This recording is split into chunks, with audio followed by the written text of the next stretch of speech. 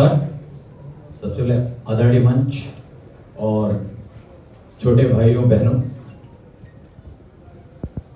जब मेरे पास बच्चे आए थे और बोले कि बीएचयू परिवार का एक समागम होने वाला है, महामना बहुत दिन हो गया था। सच्चाई ये है कि सबसे पहले एक बात मैं बता दूं कि मैंने बीएचयू से बीएससी मैथमेटिक्स ऑनर्स किया 94-97 में, और उसके बाद फिर दूसरा जुड़ाव भी आप लोगों से, फिर मैं डीयू आ गया।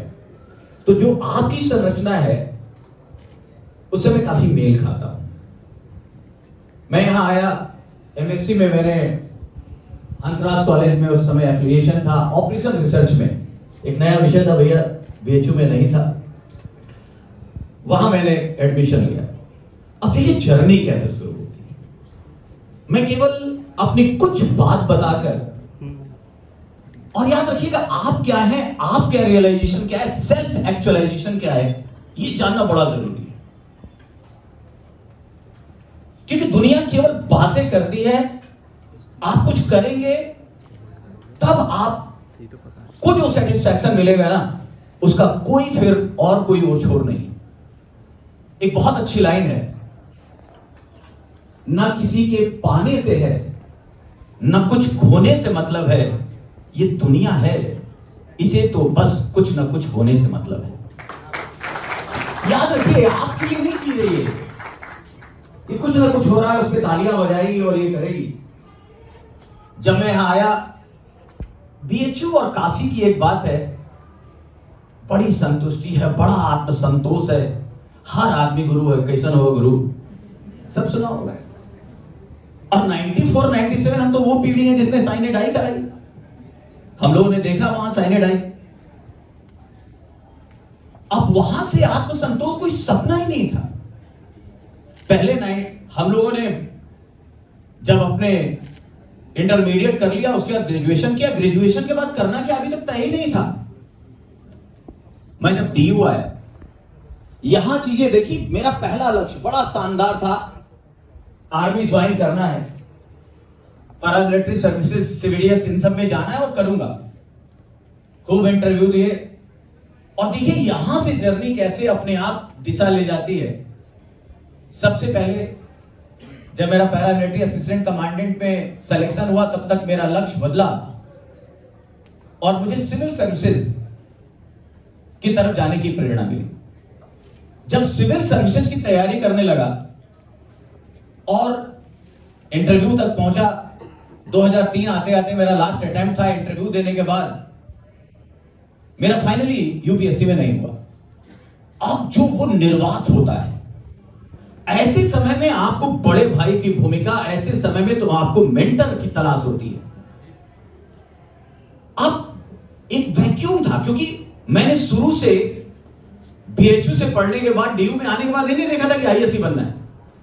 अब नरेंद्र ने कब ठाना था, 22 साल में बन गया। लगे जब मेरे पास आया था इंटरव्यू के लिए, he got 215 marks out of 300 in interview, 300 में 215 मार्क्स पाए थे इसने। तो जब आया, उससे पहले जो मैं बता रहा था कि जब मैं अब क्या करूं, तब मैंने 2000 एक बात थी कि यार मैं बनारस से आया, यहां बैठा और देखा कि मेरे पास गाइडेंस ही नहीं थी। हम सब उस मिडिल क्लास फैमिली से हैं जहां हर दिन संघर्ष करना पड़ता है। यही पटेल चेस्ट पीछे क्रिश्चियन कॉलोनी में भी एक संकल्प हॉस्टल है, वहां रहते थे, 6x6 का रूम था, हर दिन संघर्ष करना था, हर दिन मैकेनिज्म देखना था कि आज इतना पैसा है, ये महीना कैसे चलेगा। हम फीस नहीं जुटा पाते कि बहुत बेटर कोचिंग और ये सब किया जाए। और लास्टली तब यहां दिमाग में आया कि क्यों ना एक यूपीएससी की कोचिंग डाली जाए और संदर्भित हो हिंदी मीडियम और बड़ी ही फिलैंथ्रोपिक अप्रोच हो। और आपको आश्चर्य होगा, 2007 में नींव डाली, और जैसे ही नींव डाली उसी साल, अगले साल 22वीं रैंक पर हिंदी माध्यम का लड़का पहली रैंक लाता है, सरोज कुमार, यूपी कैडर। आज वो डायरेक्टर हेल्थ बनकर सर यहीं पे डेपुटेशन पे आया है। और यहां से जब यात्रा शुरू हुई, अब मिलने लगी किक। देखो अभी तक भी मैं श्योर नहीं था करना क्या है। मैं आर्मी, पैरामिलिट्री, यूपीएससी, और यहां से जब संघर्ष, जैसे ही ये पहला रिजल्ट आया, अब यहां से लड़कों कारवा बनने लगा।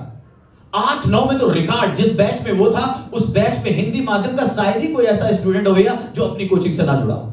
और यहां से जब संकल्प मिला, किक मिला, आगे बढ़ने लगा, और तब तक मेरा पीसीएस में असिस्टेंट कमिश्नर जीएसटी हो गया। दौड़ाती है, वो कहते हैं ना 3 इडियट, देखिए ना, पीछे मत भागो, स्किल डेवलप करो, झक मार के पीछे आएगी सफलता। मैं फिर कह रहा हूं कि ये चीजें आपके साथ होंगी, मेहनत तो करो। अब जब वहां जाने लगा तो लगा 2 नाव होने लगी। बहुत सारे भैया लोगों ने डाटा कि वहां जाना है, करना है, लेकिन फॉर्चुनेटली अब civil services career as a mentorship मुझे बहुत अच्छा लगने लगा। और फिर लगातार बेहतर रिजल्ट और बहुत सारे ऐसे बच्चों की मदद करके, जिनके पास संभवतः गाइडेंस नहीं होता तो वो इतना अच्छा मुकाम नहीं पा पाते। और फिर इस तरह से यात्रा शुरू हुई, और फिर लास्टली मैंने ऑब्वियसली वो पीसीएस की जॉब छोड़ दी और निर्माण आईएएस के साथ मैं आगे बढ़ गया। एक कहानी बस इतनी सी है। एक लड़का आता है 2009 में, नरेंद्र, भानु, इन लोगों का रिजल्ट, बहुत सारा रिजल्ट था। यही हिंदू कॉलेज में पीजी कर रहा था। वो आया, बड़े ही गरीब घर का था, आउटर लाइन बगल में है, वहां पे न्यू लाइफ हॉस्टल के सामने, हॉस्पिटल के सामने, यहां स्लम है, स्लम एरिया है, अगर आप लोगों ने देखा होगा। उसकी मां दूसरे घरों में बर्तन धोती थी और बहुत ही, आप समझ लीजिए, अपने हौसलों से पढ़ाई कर रहा था। उसने कहा कि सर पढ़ना है और मुझे बनना है।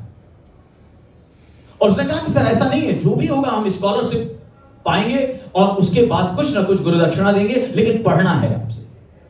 आपको आश्चर्य होगा, वो जो लोग संसाधनों को रोते हैं, जो लोग ये कहते हैं कि मुझे मौका नहीं मिला, उनके लिए मैं उदाहरण दे रहा हूं।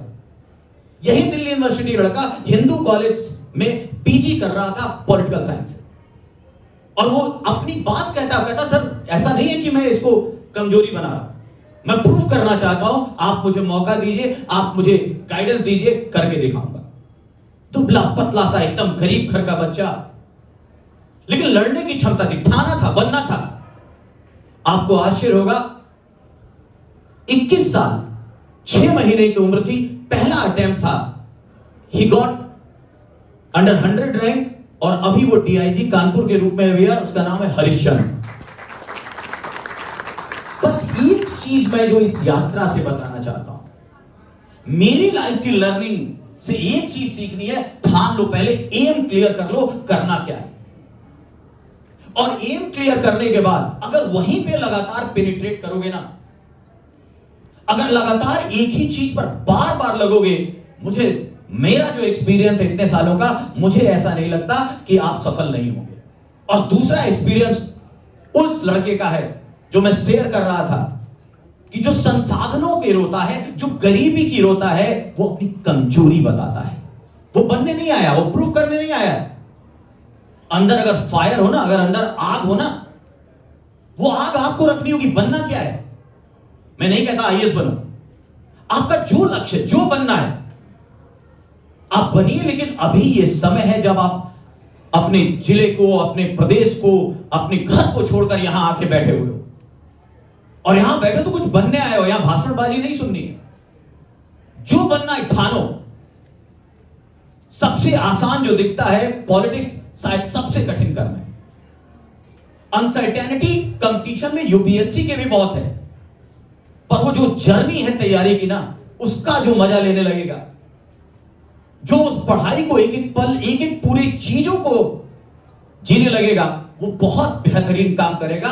और last but not the least, जब कुलगीत चल रहा था, उस कुलगीत में एक लाइन है, शांति स्वरूप भटनागर साहब ने बहुत स्पष्ट लिखा है कि यहां की है पवित्र शिक्षा, पहले सत्य फिर आत्मरक्षा। ये जो सत्य है, ट्रुथ है, कहने के लिए कितना बड़ा सत्य। तो कहता ना, जिंदगी से बड़ी कोई सजा ही नहीं, और क्या जुर्म है ये पता ही नहीं, और सच बढ़े या घटे तो सच ना रहे, और झूठ की कोई इंतहा ही नहीं। मतलब जहां चाहो झूठ में जो चाहो जोड़ो, लेकिन सच में जोड़ोगे तो सच खत्म है। और दूसरी आत्मरक्षा, नो दाई सेल्फ, पहले अपने आप को जानो। नो थायसेल्फ, आत्मदीपो भव। पूरी भारतीय फिलॉसफी, वेस्टर्न फिलॉसफी इससे भरी पड़ी है। आप अपने आप को पहचानो और ये समय है पहचानने का। और जो भीड़ कह रहा है ना, उसमें मत चलो। सबसे बड़ा है रोग, क्या कहेंगे लोग, है ना। आप अपने आप को ठानो, क्या करना है, अपने आप को पहचानो। और पहचानने के लिए बड़ी सिंपल सी बात करता हूं, लकीर के फकीर मत बनो। एक लास्ट उदाहरण, क्रिकेट में सबका इंटरेस्ट होगा। एक ही समय में दो प्लेयर भारतीय टीम में आते हैं और दोनों आप पहचान जाएंगे। एक प्लेयर 15-16 साल की उम्र में आता है, उसके ऊपर सबका इतना विश्वास था, वो इतना बेहतरीन प्लेयर था, हर मैच में परफॉर्म करने का उस पर दबाव था, हर मैच जिताएगा। और हम लोग तो उन लोगों में से थे कि अगर वो खेल रहा होता तो जिस पोजीशन में, उसी पोजीशन में रहते थे। और बगल वाला भी अगर हम हिल जाएं, और कभी कभी अगर पोजीशन चेंज करने से वो आउट हो जाता तो सब कहते थे बड़ा मनहूस है। आप समझ रहे किसकी बात कर रहा हूं मैं? सचिन। सचिन भाई, वो दौर सचिन तेंदुलकर का था। एवरी मैच ही हैज टू परफॉर्म, और सबको सही करना था कि जितना विश्वास है मैं साबित कर दूंगा। लेकिन एक दूसरा प्लेयर भी था बेटा, सचिन नहीं बनना था उसको। वो बॉलर था, और ऐसा बॉलर था जब वो बॉलिंग करने आया तो ना वो लेग स्पिनर था ना ऑफ स्पिनर था। लोगों ने बड़ा कहा कि अरे ये कौन सा बॉलर है, ना बेहतर गुगली फेंकता है ना लेग स्पिनर है, पर क्या करेंगे। लेकिन उसने अपनी पहचान बनाए रखी, वो ऐसा बॉलर नहीं बना। और आज इंडिया में सबसे ज्यादा विकेट लेने वाला बॉलर कौन है? कपिल देव, अनिल कुंबले। वो अनिल कुंबले था। एक ही दौर में एक आदमी को प्रूव करना था कि जितने लोग कह रहे हैं सब सच है, और दूसरा आदमी था जिसे प्रूव करना था कि जितने सोच रहे हैं सब गलत हैं, कि मैं कुछ कर नहीं पाऊंगा, और उसने करके दिखा दिया। आप बस ये सब स्टोरी से प्रेरणा लीजिए। मेरा बस अंतिम संबोधन यही है, ठानो, जो बनना है बनो, लेकिन अपनी जो एक्शन प्लान है, रोड मैप है, उस पे वर्क जरूर करो। केवल सोचने से नहीं होगा, प्लानिंग से नहीं होगा, action is important, attitude is important. और ये दो चीजें अगर मन में ये ठान लो, जब तक तोड़ेंगे नहीं तब तक छोड़ेंगे नहीं, तो हमेशा सक्सेस होगे। धन्यवाद बच्चों।